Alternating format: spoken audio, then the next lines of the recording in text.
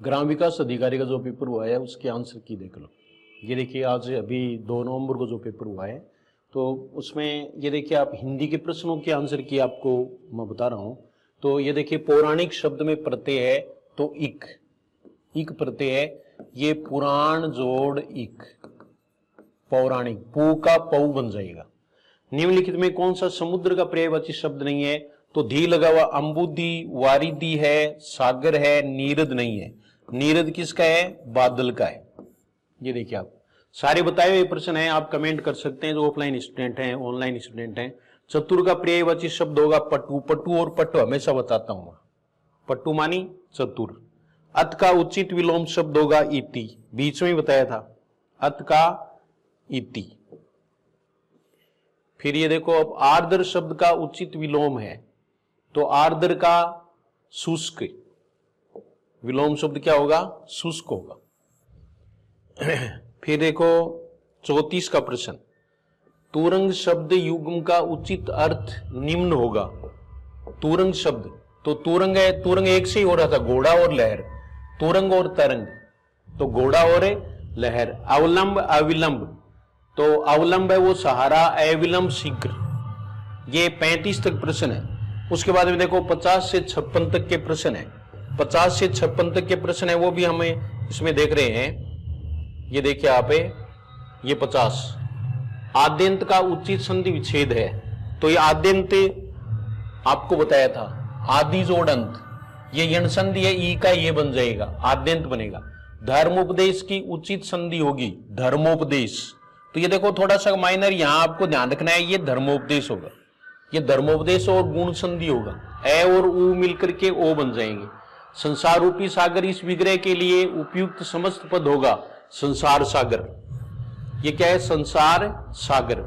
फिर देखो लो है पुरुष, इस समस्त पद का उचित विग्रह है तो ये देखिए लोहे के समान पुरुष, लोहे के समान पुरुष, लोहे के समान पुरुष कर्मधारय समास के अनुसार इन्होंने किया है। वैसे ये बहुब्री समास का उदाहरण होगा। आगत शब्द में अभि उपसर्ग जोड़ने से इनमें से किस शब्द का निर्माण होगा? तो अभ्यागत, अभि जोड़े आगत, यण संधि है। फिर अगला प्रश्न देखो, उद्धार शब्द में कौन सा उपसर्ग है? तो उत उपसर्ग। पहले यही जो बोल्ड है वो उद भी इसमें मान चुका है, लेकिन इस बार उत है, उत सीधा दिया है इन्होंने, उद नहीं दिया। बनावट शब्द में प्रत्यय है तो आवट, बनावट में कौन सा है? आवट प्रत्यय है। तो ये 50 से 56 प्रश्न हो गए। फिर देखो 64 से 66 है, 64 से 66, ये 64 का प्रश्न देखो आप, बहुत निराश हो जाना इस अर्थ की को प्रकट करने वाला मुहावरा है तो कमर टूटना। वैसे भी आप हिंदी के लिए, सामान्य हिंदी के लिए, एसआई के लिए या फिर फर्स्ट गेट सेकंड गेट के लिए कोर्स लेना चाहें तो जीएस हिंदी क्लासेस को सब्सक्राइब कर लें और आप कोर्स ले सकते हैं। अभी थोड़े दिनों में ऑफर भी आएगा। तो कहने का मतलब है कि आप हिंदी में मतलब ठीक हो जाएंगे। आदि छोड़ सारी को धावे, आदि मिले न सारी पावे, लोकोक्ति का उचित अर्थ होगा अधिक लालची व्यक्ति को कुछ भी नहीं मिलता, ये होगा। ये 64 और 65। इसके बाद में देखो 66 वाला है, ये भी हिंदी में काउंट होगा। एफिडेविट, शपथ पत्र को कहते हैं। अब एफिडेविट किसको कहते हैं? शपथ पत्र, एफिडेविट। उसके बाद में देखो 78 से 84 के प्रश्न है, वो भी हिंदी के हैं, 78 से 84। तो ये देखो आप 78 का प्रश्न, लौट कर आया हुआ अभ्यागत, प्रत्यागत, लौट कर आया हुआ, ये देखिए आप प्रत्यागत, प्रतिजोड़ आगत, जिसे किसी विषय की जानकारी न हो के लिए एक सार्थक शब्द है अनभिज्ञ, अनभिज्ञ, अनभिज्ञ हो गए, अनभिज्ञ, ये देखिए आप, ठीक है। और आपको ये पेपर और पूरा आपको देखना हो तो जीएस हिंदी क्लासेस टेलीग्राम से जुड़ जाएं आप, वहां आपको अपडेट पूरा मिलेगा। फिर देखें निम्नलिखित शब्दों में से शुद्ध शब्द है तो व्युत्पत्ति, ये शुद्ध है, व्युत्पत्ति है वो सही है। इसके बाद में 81 पेपर वैसे इजी है, काफी इजी है, आरपीएससी के बिल्कुल रिवर्स पेपर है। निम्नलिखित शब्दों में से शुद्ध शब्द का चयन कीजिए, तो ये उज्जवल, 2 ज आधे ही आएंगे। वाक्य में से शुद्ध वाक्य का चयन कीजिए। 100 छात्र इस विद्यालय में 2 हैं, तो इस विद्यालय में 200 छात्र हैं। इससे इजी और क्या प्रश्न होगा। यानी हिंदी के प्रश्न देने की मेरी समझ में कोई ज्यादा जरूरत इनको मेरिट बनाने की नहीं थी।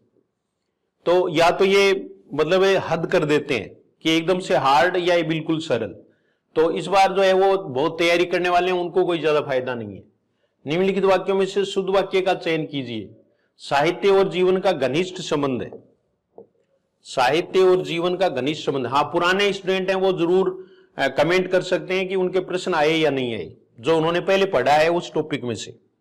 अपनी खिचड़ी अलग पकाना मुहावरे का अर्थ होगा, ये देखिए ये होगा अकेले खिचड़ी पकाना, साथ मिलकर न रहना, साथ मिलकर न रहना। खिचड़ी आ गया तो खिचड़ी तो आएगा ही नहीं, ठीक है।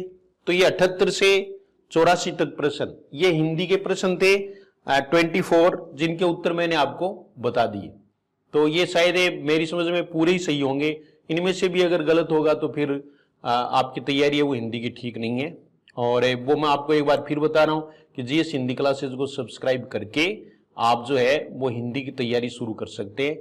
थर्ड ग्रेड में थोड़ा पेच आ गया है, तो थर्ड ग्रेड वाले हैं वो सेकंड ग्रेड की ओर मूव हो सकते हैं, ऐसी कोई बात नहीं है। और अभी भी तैयारी हो सकती है, अभी भी पूरा टाइम पड़ा है। ऑनलाइन ऑफलाइन दोनों कर सकते हैं। ऑफलाइन बैच है वो अभी 3 तारीख से ही नए हैं वो शुरू हो रहे हैं, सेकंड ग्रेड के और फर्स्ट ग्रेड के भी। तो आप जो हैं वो यानी ऑफलाइन भी क्लास ले सकते हैं और ऑनलाइन भी ले सकते हैं, बाकी आपकी मर्जी है। वैसे हिंदी के लिए आपको किसी प्रकार का कोई धोखा नहीं होगा, उलाना नहीं मिलेगा, आपको ये नहीं रहेगा कि मैंने गलत जगह से कोर्स ले लिया। बस इतना ही कह सकता हूं मैं तो। धन्यवाद।